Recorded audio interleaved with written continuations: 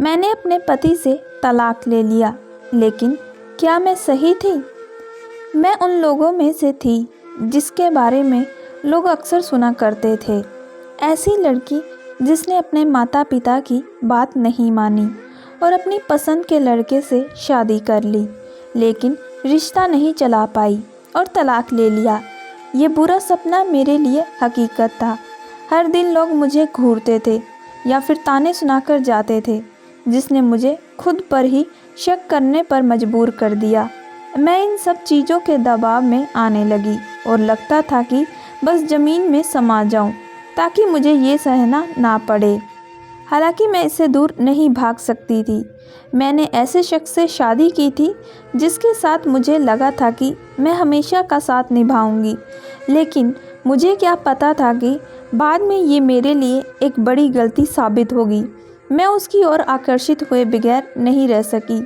मेरी और ध्रुव की मुलाकात तब हुई थी जब वह एक स्ट्रगलिंग सिंगर था। वह बार और रेस्टोरेंट में गाया करता था। वह इससे होने वाली कमाई से घर के खर्चे उठाता था। वह बहुत ही आकर्षक व्यक्ति था और उसकी आवाज़ ने मेरा दिल जीत लिया था। मैं उस पब में काफ़ी ज़्यादा जाती थी जहां वह सिंगिंग करता था। उस समय मैंने बतौर बैंकर अपने करियर की शुरुआत की थी। एक दिन मैंने हिम्मत करके उससे बात की। हम दोनों घंटों तक लगातार बातें करते रहे और तभी रुके जब गार्ड ने हमें बताया कि पब बंद करने का समय हो गया है। कुछ महीनों बाद हमें एक दूसरे से प्यार हो गया। हम डेट पर जाने लगे। मैं उसके म्यूज़िकल शोज़ के लिए मदद करने लगी। वह मेरा बहुत ख्याल रखता था और अच्छे से पेश आता था। ध्रुव मुझे अच्छे से समझाता था और मैं जब उसके साथ होती थी तो बहुत खुशी महसूस करती थी। मेरे माता पिता खुश नहीं थे, लेकिन मैं फ़ैसला ले चुकी थी। 1 साल बाद हम दोनों ने शादी का फ़ैसला लिया। ये सबसे अच्छा निर्णय हो सकता था क्योंकि मैं उसके प्यार में पागल थी। मैं उसके माता पिता से भी मिली थी और वे बहुत ही अच्छे लोग थे। हालांकि मेरे पेरेंट्स को यह रिश्ता कुछ खास पसंद नहीं था। उनका कहना था कि लड़के के पास कोई असली काम नहीं है और वह अभी भी संघर्ष ही कर रहा है, जिस वजह से हमारा भविष्य सुरक्षित नहीं बन सकेगा। लेकिन मैं एक मजबूत और आत्मनिर्भर महिला थी। मैं इन सब बातों पर ध्यान न देकर फैसला किया कि मैं ध्रुव से ही शादी करूंगी। शादी के पहले कुछ साल काफ़ी खुशी से बीते। वह मुझे काफ़ी सपोर्ट करता था। भले ही वह घर के लिए बचत करने में ज़्यादा पैसे नहीं दे पाता था, लेकिन वह इस काम को पूरा करने के लिए मेरी गैर मौजूदगी में घर के सारे काम संभालता था। हालांकि कई महीने और साल बीत जाने के बाद भी ध्रुव अपने लिए कोई फिक्स जॉब ढूंढने में सफल नहीं हो सका और भविष्य को लेकर भी उसकी कोई मजबूत योजना नहीं थी।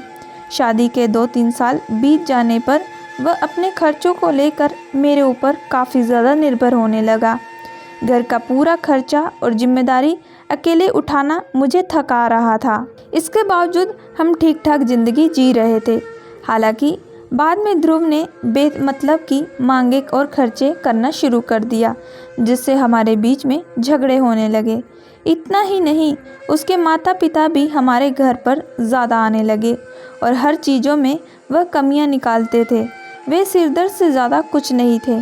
मैंने इस बारे में ध्रुव से बात करने की कोशिश की, लेकिन उसने इसे इग्नोर कर दिया। हमारे बीच में बात होना बंद हो गई। फिर आखिर में तभी हुई जब हम एक दूसरे पर इन मुद्दों को लेकर चिल्ला रहे थे। मेरी खुशियों से भरी शादीशुदा ज़िंदगी एक जंग का मैदान बन चुकी थी। हमारे बीच में रोज़ झगड़े होने लगे।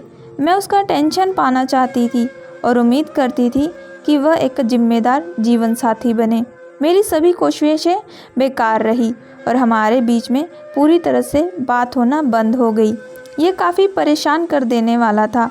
मैं किसी ऐसे शख्स के साथ नहीं रह सकती थी जो इतनी मुश्किलों की जड़ बन रहा था। मैं उससे जितना प्यार करती थी उतना ही प्यार मुझे खुद से था और मैं अपनी भी इज्जत करती थी। मुझे इस रिश्ते से 1 साल में ही इतना दुख मिला कि आखिरकार मैंने अलग होने का फ़ैसला ले लिया। मुझे तब और पीड़ा महसूस हुई जब मैंने देखा कि ध्रुव तलाक से हमारे रिश्ते को बचाने की इच्छा तक नहीं दिखा रहा था। वह इसके लिए राज़ी हो गया था। इस पूरी स्थिति के दौरान भी हमारे बीच कोई बात नहीं हुई। मैंने फिर भी कोशिश की, लेकिन उसकी ओर से कभी मुझे जवाब नहीं मिला। महीनों बाद तलाक की कानूनी कार्रवाई पूरी हुई और हम अपने अपने रास्ते निकल पड़े। मैंने कभी सोचा नहीं था कि मैं एक ऐसी शख्स बन जाऊंगी जो अपने ही पेरेंट्स की बात न मानकर इच्छा से शादी करे और फिर उसका ये नतीजा निकले। इस कहानी के उद्देश्य से मैं आप लोगों को यही समझाना चाहती हूँ कि हमें अपने माता पिता की भी बात माननी चाहिए। माता पिता हमारे कभी भी गलत नहीं सोच सकते, वो हमेशा बच्चों का अच्छा ही चाहते हैं। इसलिए शादी के लिए हमें अपने माता पिता की मंजूरी भी लेनी चाहिए। अगर हम बगैर मंजूरी के शादी करते हैं तो ये सब नतीजे मिलते हैं। दोस्तों, मैं आशा करती हूँ कि आप लोगों को ये कहानी पसंद आई होगी। अगर आप लोगों को ये कहानी पसंद आई है तो प्लीज़ हमारे चैनल को लाइक एंड सब्सक्राइब ज़रूर करिएगा एंड बेल आइकन का बटन ज़रूर दबाइएगा।